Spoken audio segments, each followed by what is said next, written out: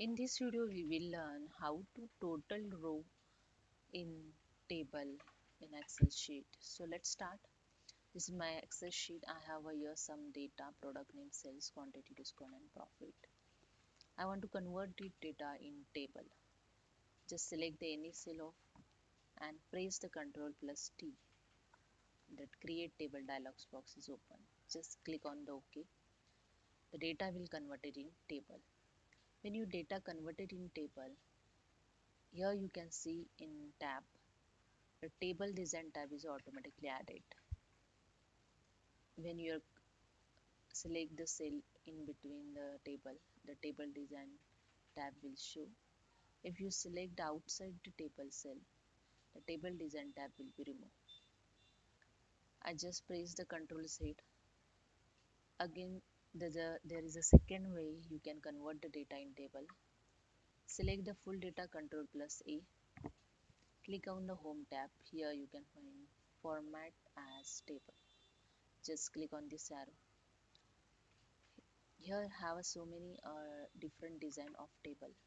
Just select any design those you want. Again the create table dialog box is open and click on OK. Here you can see table design tab also added here. Now I want to add here total row below this table. So click on the table design tab. Here you can find total row. Just tick it. The total row is added. When you select the cell of total row profit, here you can find one drop down list. Here have a number of function you can use. If you want total in average, you select average. If you want total in maximum function, you can use the max function, mini function, and sum function. So have a so many function available here in drop down list. I use the sum function.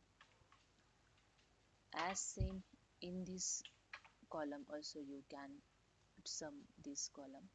Just select the any cell.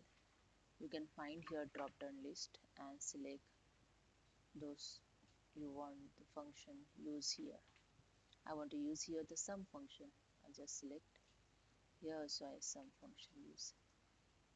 Here I use the max function. So this is a way you can add here total row in table.